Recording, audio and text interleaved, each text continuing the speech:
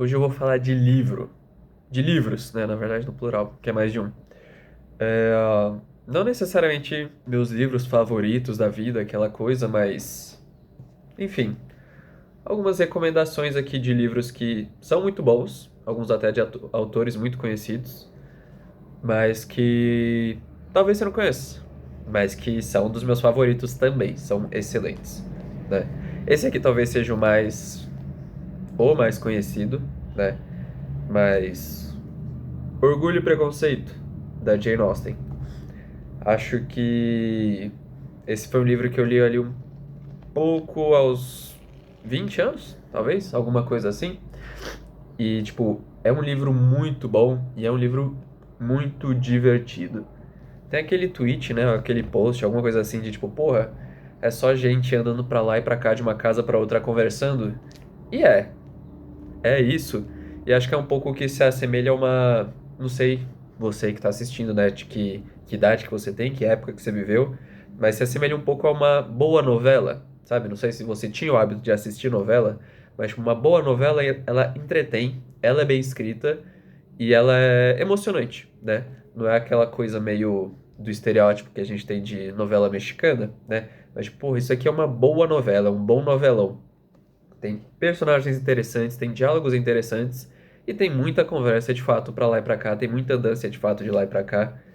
É um livro meio grossinho aqui nas suas 500 páginas, mas tem a introdução ali que toma umas 100, pelo menos. Então é umas 400, 500 páginas. Mas, porra, isso aqui, assim, um romance de época, uma novelona sensacional, divertidíssimo, né? Se você for ler isso aqui, né, com a mente aberta, né, entendendo que, porra, é uma novelão, é isso, é gente falando, é gente conversando, tipo, você tem tudo aqui pra se divertir e pra gostar dessa leitura, porque a escrita da Jane Austen também é muito fluida e é muito boa, né? É muito gostoso de ler, a sensação de você estar lendo, o ritmo de leitura é muito bom, né? Então, claro, tem também as questões, né, das relações amorosas, os aspectos financeiros, pecuniários que envolvem, né, esse comprometimento, né, o casamento, ou até mesmo antes disso, né, aquele interesse amoroso, né, que pode surgir em diferentes contextos e como que ele ali se desenvolve, né, em situações de diferenças sociais e nessa época, claro, era algo muito mais gritante do que hoje em dia, né? Então é um pouco também desses esquemas e desses sentimentos políticos que envolvem os aspectos do relacionamento amoroso, né, que podem vir a acontecer, né, e de como o amor, como a paixão, eles conseguem ou não, né, se desvincular e como que eles podem percorrer diante dessas situações que envolvem aspectos políticos e financeiros da vida ali, né, da vida social daquela época, e acontece hoje em dia ainda, né, mas claro, aquela época era um pouco mais rígido, não sei se rígido, mas um pouco mais forte, né. Então talvez seja o mais conhecido, né, o livro mais conhecido, mas excelente recomendação, livro divertidíssimo, Jane Austen. Eu preciso ler mais coisa dela, inclusive, né, ainda não li. Mas partindo para o segundo, esse livro aqui, fininho, né? Não é muito grosso aqui, tem suas 200 páginas. Luigi Pirandello. Um, nenhum, 100 mil, né? É um livro que até um tempo atrás ele estava esgotado, a edição dele aqui no Brasil, e aí a Penguin relançou, né? Isso aqui. E eu lembro muito fortemente que o meu professor de psicologia social virou pra gente e falou, tipo, nas primeiras aulas, tipo, gente, leiam esse livro aqui, do Pirandello. É uma aula de psicologia social, né? E basicamente o que que a gente vai ter aqui? A gente vai ter um cara, que ele tá se olhando no espelho, tá. Enfim, não lembro exatamente o que que ele tava fazendo, se ele tava tirando uma espinha, alguma coisa assim, mas ele tava mexendo no nariz. No nariz dele, né? Se olhando no espelho. E aí a esposa dele vai lá, olha pra ele e fica, tipo, encarando, né? Ele fazendo aquilo, tendo aquela ação. E ele fica, tipo, o que foi? Tipo, né? Tô mexendo aqui, né? Tá doendo um pouco ainda, sei lá o que que ele fala. Aí ela vira pra ele e fala: Não, achei que você tava olhando a sua parte que caiu um pouquinho mais pra direita, né? Ou pra esquerda, né? Do nariz. Aí ele fica, tipo, meu nariz? Meu nariz cai pra direita? Como assim, né? Aí ele fica ali se encarando no espelho. E ele começa a prestar atenção nessas coisas. né? De tipo, caralho, meu nariz é mais assim, meu nariz é mais assado, meu olho é mais assim, meu olho é mais assado, minha sobrancelha é mais pro lado de cá, minha bochecha é mais assim, minha boca é meio torta, isso, aquilo, e começa a perceber esses defeitos físicos, né? Essas pequenas diferenças físicas, né? Enfim, que ele até então não percebia, né? Ou não necessariamente ele não percebia, mas ele não prestava atenção e não se dava atenção a isso, porque normalmente não se dá, né? E aí ele começa a perceber isso, e ele começa a perceber de tipo, porra, ela vê isso. Todo mundo vê isso. O que mais que vem de mim que eu não sei que estão vendo, né? E aí, depois disso, então ele começa a entrar em uma grande crise de personalidade para entender justamente como que as pessoas veem ele, como que ele se vê e qual que é o jeito correto, então, que você pode se enxergar ou que o mundo pode te enxergar, né? E aí, daí vem o título, né? Que você consegue ali, ao longo da história, ele vai abordar essa questão, mas o título vem daí, né? Desse entendimento que tem de si e o entendimento que os outros têm de si, né? E que no fim das contas, talvez nenhum desse entendimento seja o entendimento correto de que você possa dizer com certeza, tipo, ah, então esse sou eu, essa é minha pessoa, né? E assim, é um livro muito bem humorado, né? Acho que o Pirandello, se não me engano, ele escreveu peças na época de humor e etc e tal, então ele escrevia muita peça, então é um livro que tem um bom tom humorístico, assim, né? Apesar do contexto e do assunto ser um pouco não exatamente deprê, mas sério, né? Meio filosófico, até um pouco triste, se parar pra pensar. Ele leva isso de maneira com muito bom humor. Então, é um livro muito legal para se ler. É um livro muito legal para se refletir. E, que nem meu professor falou, se você faz psicologia, se você se interessa por psicologia, esse livro é uma aula de psicologia social. E, de fato, é um livro, assim, excelente, excelente mesmo. E é muito divertido também. A escrita do Pirandello é legal. Os capítulos não são tão longos, tem vários capítulos que são curtinhos. Então, tipo, você consegue ir lendo assim bem aos pouquinhos e tal, e é uma leitura muito fluida. Então, fica aí a recomendação. E o título também é sensacional. Ainda seguindo um pouco na área da psicologia, foi meio coincidência, eu não coloquei nessa ordem, né? Mas tenho esse livro aqui, que é, bom, uma não ficção, é basicamente uma coletânea de histórias de psicanalistas, né? Então, a capa dele eu acho meio horrenda, tipo, qualidade 144p. Mas o nome é Seu Paciente Favorito. Então são 17 histórias de psicanalistas que basicamente contam desse momento em que eles se encontraram com o paciente favorito deles. Não necessariamente é o primeiro paciente, não necessariamente diz respeito a um paciente que, tipo, porra, é muito legal, eu falo pra caralho, eu adoro conversar com ele, mas diz respeito a pacientes que, em alguma medida, mudaram o rumo profissional desses psicanalistas. Aqui são psicanalistas, né? Então, desses psicanalistas em alguma medida. Seja para repensar a própria clínica deles, seja para repensar a atitude que eles têm diante, né, do paciente, seja para colocar reflexões que até então poderiam ser tabu no que ele aprendeu dentro da escola psicanalítica, dependente dela qual seja, né? Então são pacientes que foram um divisor de águas para ele por alguns motivos, né? Esse livro acho que eu li no terceiro ano, ou alguma coisa assim, e foi um livro muito interessante para aumentar assim o repertório clínico, né, de você entender ações que podem acontecer, né, que são possíveis acontecer e às vezes coisas que você entende, né, e você aprende como aspectos que não se devem fazer dentro da clínica, mas que ali no contexto ali do contato, né, do vínculo, da dinâmica daquela dupla, às vezes faz sentido acontecer, né? Às vezes essas coisas acontecem e faz sentido elas acontecerem naquele momento para levar aquele tratamento, né, aquela terapia para algum lugar que ela não estava conseguindo ir, né? E além disso, aqui também tem vários, os pacientes, claro, são variados, apesar de estar em um contexto ali, se não me engano, é francês, né? Então está no contexto europeu da França, mas ainda assim os pacientes são diversos, né? Então tem diferentes idades, diferentes condições sociais e diferentes situações de vida e da sua história, né? Então tem desde os mais velhos até os mais novos, desde os mais inconsequentes até os mais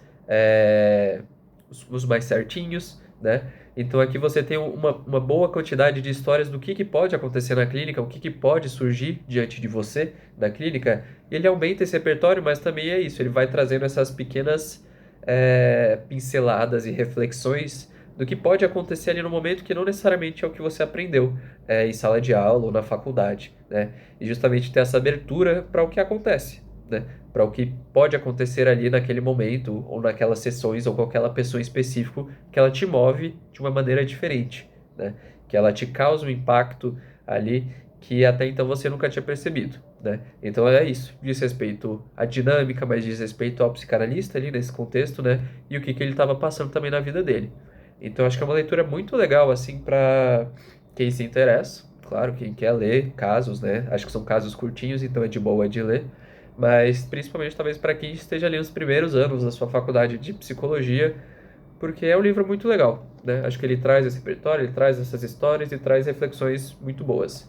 Acho que você não precisa necessariamente ser ou estudar ou gostar mais de psicanálise para ler isso, né? Eu propriamente não sou psicanalista, mas, tipo, é legal. Assim, se você gosta de ler casos clínicos, acho que é interessante dar uma lida nesse aqui, né? O próximo é de uma das minhas autoras que eu busco sempre estar lendo, né? Que ela começou a ganhar uma grande relevância assim após o Prêmio Nobel de 2022, né? Que é a Annie Ernaux, né? Esse aqui, no caso, é o meu livro favorito da Annie Ernaux, que é O Acontecimento. E ele basicamente fala da situação dela em que ela passou por um aborto, né? Então ela engravidou e ela foi atrás do aborto. E aqui é isso. Não é exatamente um diário dela, né? É não ficção, mas é um relato dela de como foi essa situação, né? Desde a percepção, desde as relações que ela tinha ali com algumas pessoas, desde o acontecimento em si, né? Então de ela ir lá propriamente e realizar o ato, até a posteriori disso, né? Então quando ele efetivamente aconteceu, né? E as consequências disso, idas ao hospital, idas em clínicas clandestinas e todo o contexto da França nessa situação, né? O contexto histórico que ela passava diante dessa situação. A gente sabe que aborto hoje em dia já não é nem... Se hoje em dia já não é fácil, naquela época então, porra, né? Então isso aqui tá aqui presente também. Mas o que me faz gostar muito desse livro especificamente, né, no acontecimento, é que eu li ele uma primeira vez e eu acabei me deparando em uma determinada aula com uma possibilidade de fazer um trabalho e eu pensei, porra, isso aqui acho que encaixa com as temáticas da aula. Aí eu fui reler ele para fazer esse trabalho. E aí eu comecei a perceber coisas assim que eu não tinha percebido na primeira leitura, que é a questão da palavra, a questão da linguagem e como isso está presente de uma maneira que é muito sutil, mas é muito significativa nesse livro, né?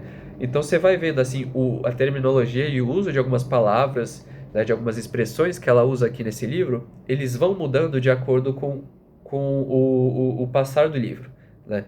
Então, de início, ela descreve essa situação ou aquilo que está dentro dela, né? Exatamente dessa maneira, algo meio impessoalizado, como se fosse uma coisa, né? Então, essa coisa que está difícil de ser dita, está difícil de ser processada e ainda naquele momento que ela está escrevendo, né? Porque ali ela já passou por essa situação, mas ainda naquele momento está sendo uma situação difícil de falar, né? Algo meio traumático, ainda não elaborado necessariamente, né? Então ela usa de palavras e expressões que evidenciam isso, né? Que deixam claro que, porra, isso aqui tá foda. Eu tô escrevendo isso aqui, mas ainda tá foda, sabe?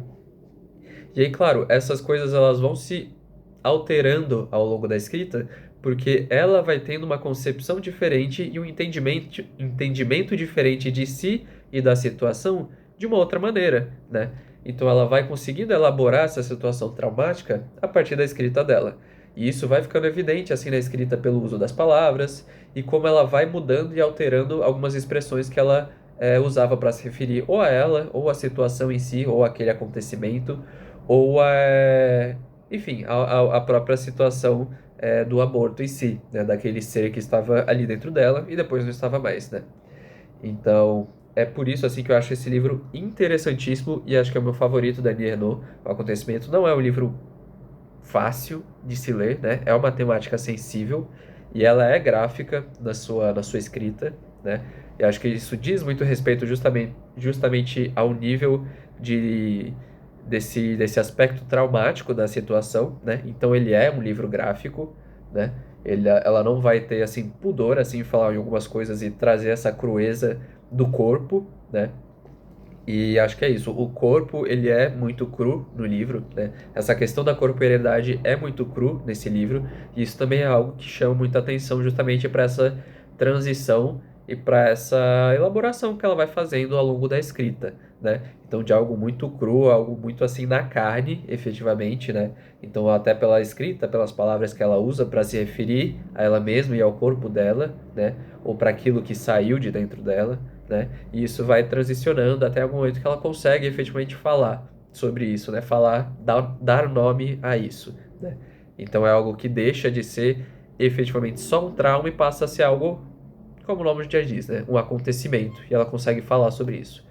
O título, inclusive, é genial nesse sentido, assim. O Acontecimento é um livraço da Annie Ernaux. É curtinho, dá pra ler em um dia, tranquilamente, assim, algumas horas. Que, enfim, fica a recomendação pra você, mas é isso.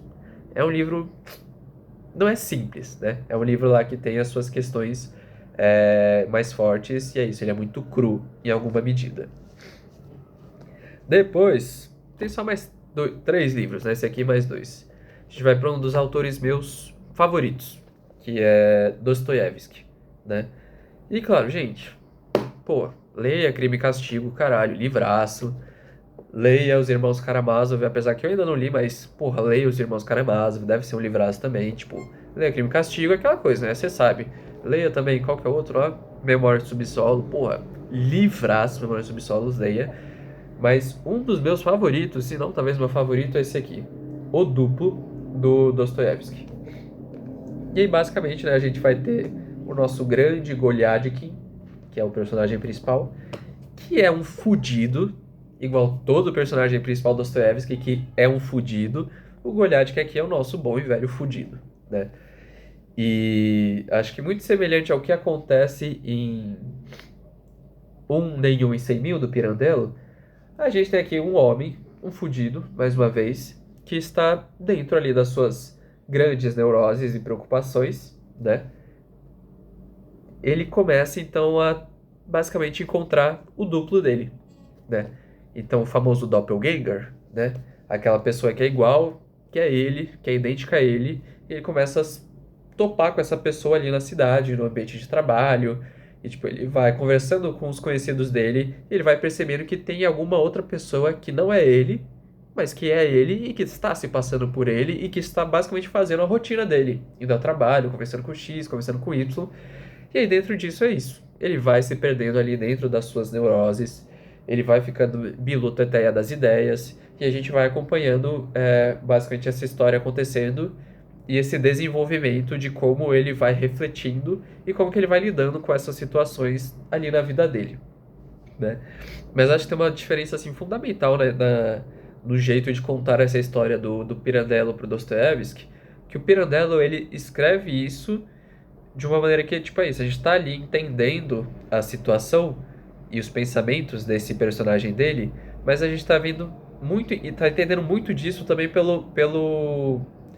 pelas relações sociais que estão acontecendo ali. Que ele escreve, né, essas relações, esses encontros sociais, e para além do pensamento a gente consegue entender a partir daí as reflexões, né, o próprio entendimento ali do personagem do Pirandello diante de si e diante dos outros, da situação que ele está tanto refletindo, né. Aqui em Dostoiévski a gente tem isso também, mas é feito de uma maneira diferente, né?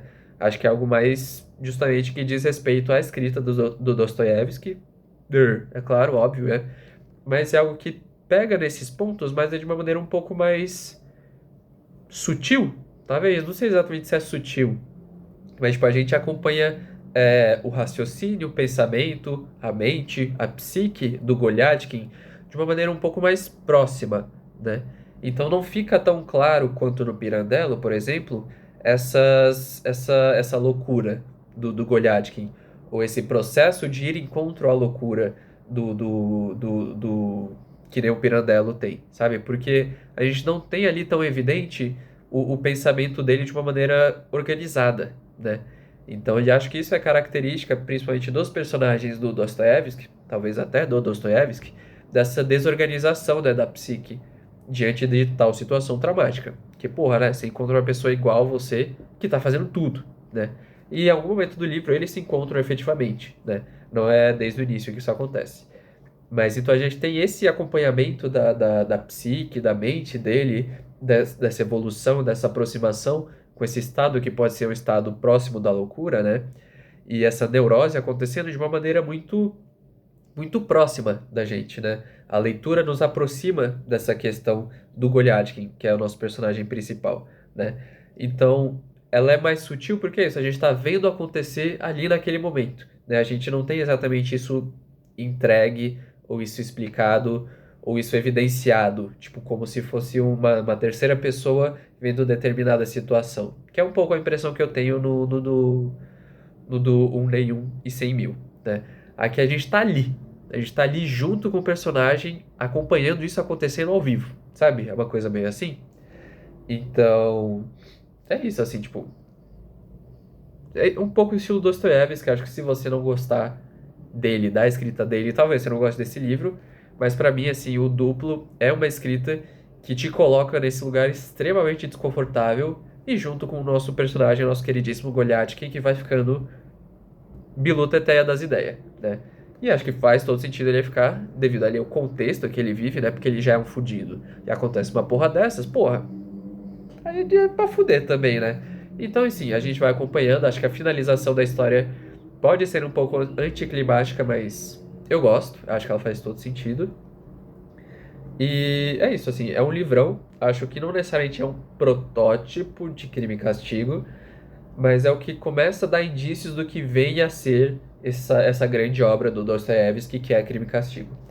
É um livro que ele não é tão curtinho assim, tem as suas quase 300 páginas, mas e é um livro denso, né? É um livro denso, ele não é exatamente gráfico ou cru como o Dani Renaud, porque ali acho que é algo mais, né, pessoal, mas não ficção.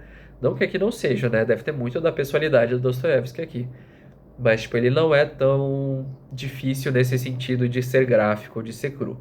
Mas ele é difícil justamente pela todo esse condensamento da neurose do Goliathkin que a gente vai acompanhando e vai meio que como se fosse numa espiral se afunilando e indo mais para baixo cada vez com ele, né? Um pouco semelhante ao que a gente vê em Memórias do Subsolo, né? Então, é um livro denso nesse sentido, sabe? Não é uma leitura simples, não necessariamente vai ser algo que agrada, também não é uma leitura gostosa, que nem Jane Austen que eu falei, mas, tipo, é um bagulho bom, né? Então, esse é um dos meus livros favoritos, Dostoiévski, O Duplo, fica a recomendação, não vejo tanta gente falando dele, mas, porra, acho do caralho isso aqui.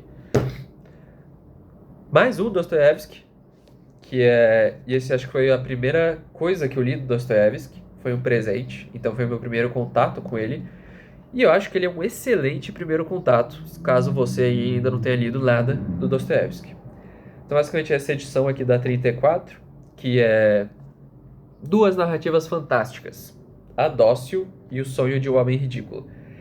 Esse O Sonho de um Homem Ridículo, se não me engano, ele já saiu por outra editora, acho que é Antofágica, mas, porra, acho a Antofágica uma merda. Então, é claro, se você quiser ler, leia, né? Mas eu recomendaria muito mais essa edição, por causa justamente das duas histórias, dessas duas narrativas.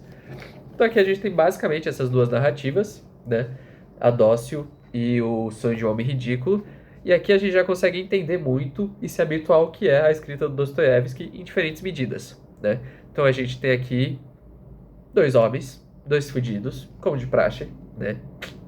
A gente tem dois fudidos em que, nessa história da Adócio, é um caba, é um cara que ele basicamente acabou de ver, ou de presenciar, ou de encontrar a sua esposa que acabou de tirar a própria vida, né?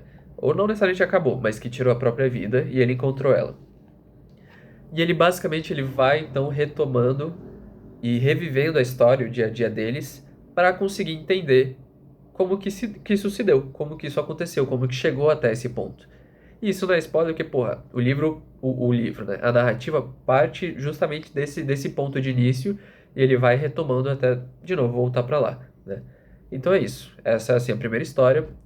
E a segunda, né, é O Sonho de um Homem Ridículo. E, assim, são duas histórias, você pode ver, né? Curtinha. O livro em si tem não tem nem 200 páginas, gente. Tem 123 páginas, fora, né, o, o, os comentários e as e o que não é efetivamente a narrativa, né?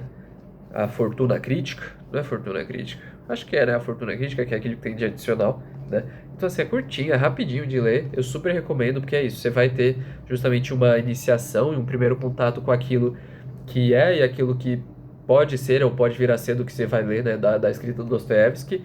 E acho que são histórias interessantes, né? É isso, são dois fudidos e é isso.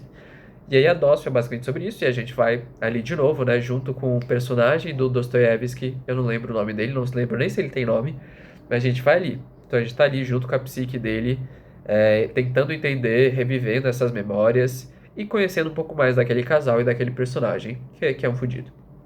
E o sonho de um homem ridículo é basicamente isso, é isso que o título tá dizendo. É um homem ridículo, é um fudido, contando o sonho dele, né? Então ele fala que ele teve um sonho estranhíssimo e ele começa a contar esse sonho. E é um sonho muito bonito. É foda, né? É um sonho muito bonito e é um sonho de muitos significados e metáforas para o mundo que Dostoiévski estava vivendo, mas também é um livro muito atual, né? É aquela coisa, né? É uma temática muito atual, é um livro necessário, e sim, sim, tem tudo isso também, né? Mas ele diz respeito ao contexto que Dostoiévski estava vivendo naquele momento e que, em alguma medida, a gente continua vivendo porque é isso. Caralho, os caras estão tacando a mão na buzina aqui, né? Mas enfim. A gente ainda vive isso, é claro, porque a gente tá ali literalmente vivendo as consequências de tudo que aconteceu no passado, né? A gente não aprendeu com os nossos erros, a gente ainda vive esses contextos dadas essas situações.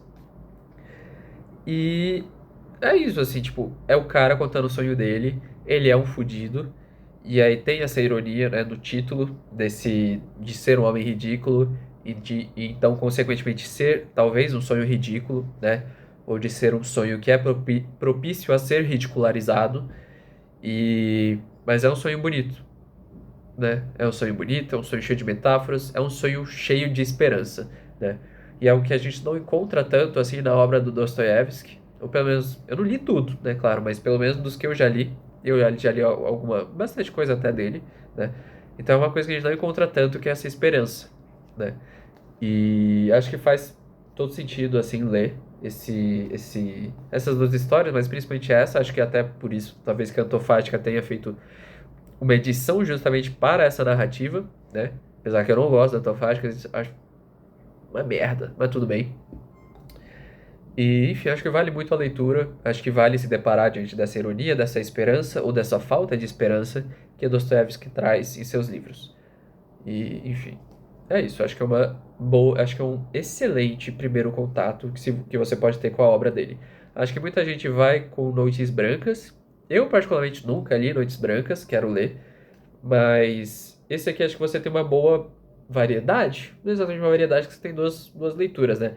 Mas esse tem duas leituras diferentes do que esse cara consegue fazer, né? Então é isso, fica a recomendação. E por último, mas não menos importante, talvez o meu autor favorito, que é Franz Kafka, certo? Então eu sou muito fã do Kafka, adoro a escrita dele, adoro os livros dele. E quando eu falo adoro, não é que, tipo, todo livro dele pra mim é tipo, caralho, é o melhor livro que eu já li na vida, 5 estrelas, corações, caralho. Não. Tem os livros dele que eu não acho nada demais, mas eu ainda gosto, né? E esse aqui, então, é a Companhia das Letras, ela tem uma coleção dele que é essa de capinha branca, com essas imagens assim, né, meio... Não sei exatamente o que que é, se é surreal, o que que é, mas enfim. Com essas imagens, né? E é uma coleção com, acho que com 9 volumes, né? Esse é o volume 4, não sei se dá pra ver. E esse aqui são principalmente duas das histórias assim mais fodas, ou pelo menos das que eu mais gosto do Kafka, isso claro, sem ser grandes novelas, né? Que é Um Artista da Fome e A Construção. Inclusive, A Construção saiu recentemente uma publicação pela editora Ubu, né? Que é só dessa história, né? Desse conto da construção.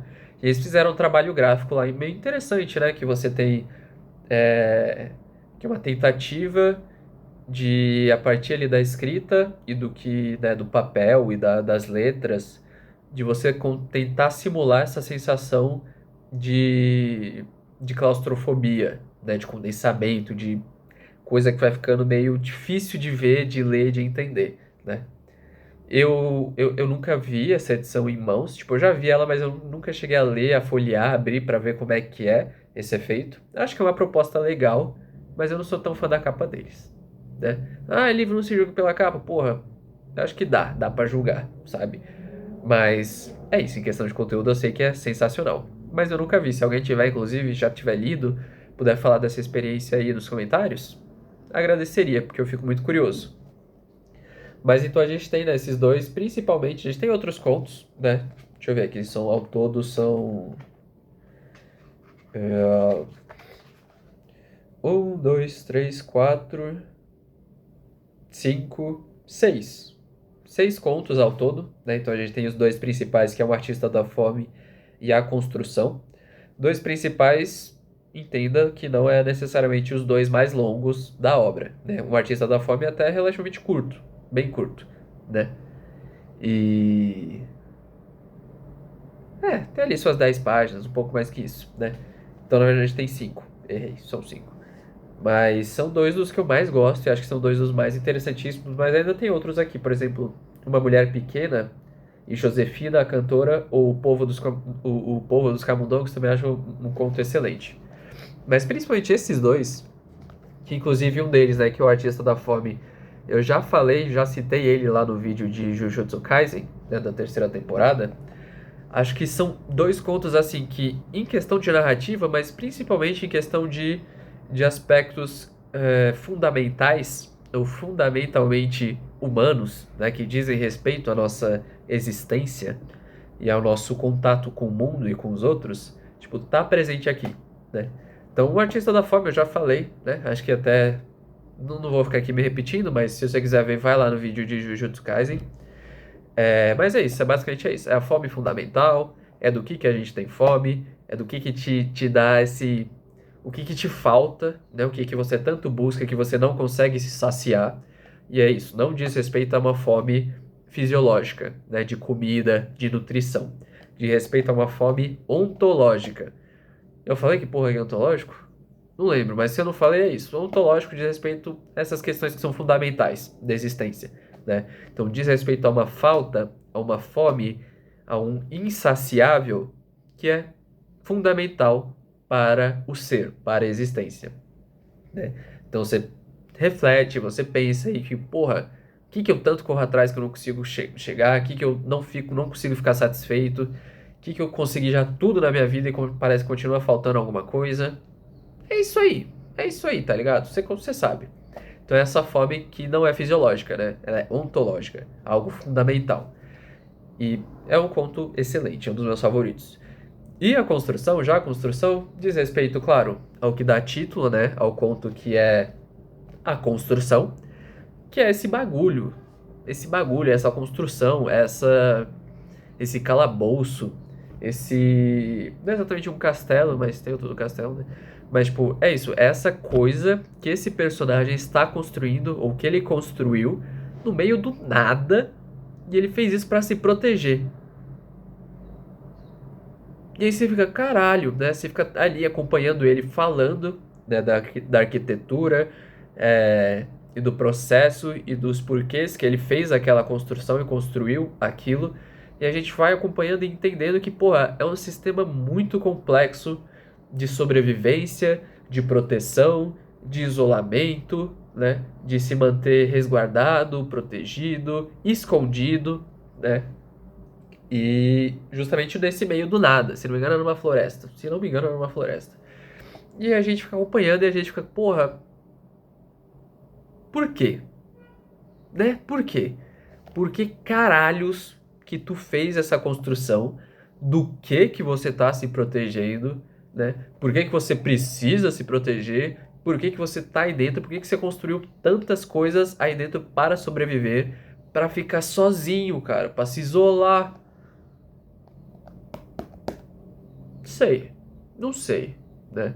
Fora isso, vai ficando claustrofóbico, porque de novo a gente acompanha o personagem, o pensamento do personagem, e aí vai ficando ao cada vez mais, sabe, parece que a gente tá indo cada vez mais fundo ali no que ele construiu pra gente, e no que ele tá mostrando pra gente, e aí vai ficando obscuro, vai ficando frio, vai ficando úmido, vai ficando gelado, vai ficando um bagulho que você fica tipo, porra, tá esquisito. Tá esquisito, é claustrofóbico. Claro, não, mas você pode ler, tipo, porra, eu li e não senti nada disso. É claro, caralho, eu não tô sendo literal, não necessariamente todo mundo vai sentir as mesmas coisas, porra. Mas, enfim, é uma leitura que é claustrofóbica, sim, né? Acho que isso é muito característica do Kafka, né? Desse aspecto kafkiano da literatura dele. E é aquele claustrofóbico que não necessariamente você vai se sentir, tipo, é isso, apertado, sabe? Num ambiente apertado. Mas é aquela coisa meio labirintítica. Labiríntica? Labirintítica? Não, labirintítica é de labirintite, né? Mas é aquela coisa meio labiríntica de você ficar, tipo, caralho, que porra que tá acontecendo e entrar na confusão junto com o personagem. Porque aqui, de novo, a gente tem mais fudido aqui, né? Aqui com o Dostoiévski a gente tem mais fudido pensando, né? Mas é isso, fica esse aspecto metafórico da construção pra gente pensar um pouco, porra, em nós também, né? É isso, tipo, caralho. Do quê? Do que esse cara tá se protegendo? Que barreiras que a gente constrói pra se proteger daquilo que a gente nem entende? Ou para aquilo que a gente nem sabe, né? Ou então por que a gente se isola, né? Pra não ter que enfrentar o mundo, pra não ter que lidar com o mundo? Tipo, o que aconteceu, né? Tipo, que construções que a gente faz nós mesmos, dentro de nós, nas nossas relações com o mundo? Do que a gente tem medo? Do que a gente está tentando sobreviver? Do que a gente está se protegendo, afinal de contas, né? Tem um perigo? Tem alguma coisa aí fora, sabe? Ele tá sozinho lá? A gente tá sozinho? Tem alguém aqui? Porra, é isso. É isso. Talvez tenha alguns aspectos aí também fundamentais que dizem respeito à construção e de como que a gente lida com o mundo, como que a gente lida com o outro, como que a gente se relaciona, né? Que barreiras que a gente constrói nesses relacionamentos, que barreiras que a gente constrói ou destrói na relação com o mundo, no encontro, né, com o outro, por que a gente se isola e, enfim, é livraço, é curtinho, adoro Kafka. E é isso, essas são as minhas recomendações. Acho que são não necessariamente só aquelas coisas, tipo, diferentonas pra caralho, né? Porque, de novo, tem autores aqui que são muito conhecidos, talvez você já até tenha lido algum desses livros, mas são livros que eu gosto muito. Não necessariamente são os meus favoritos da vida, mas são livros que eu gosto muito e que eu acho que, porra, você vai ter uma boa leitura se você estiver aberto a ir de encontro a essas coisas que talvez você não conheça ou não esteja tão habituado, né? Então, e são livros curtos. O da Jane Austen é o maior que tem, né? Então, porra, vá na leitura, dá uma chance. São excelentes autores, excelentes escritores. E é isso, família.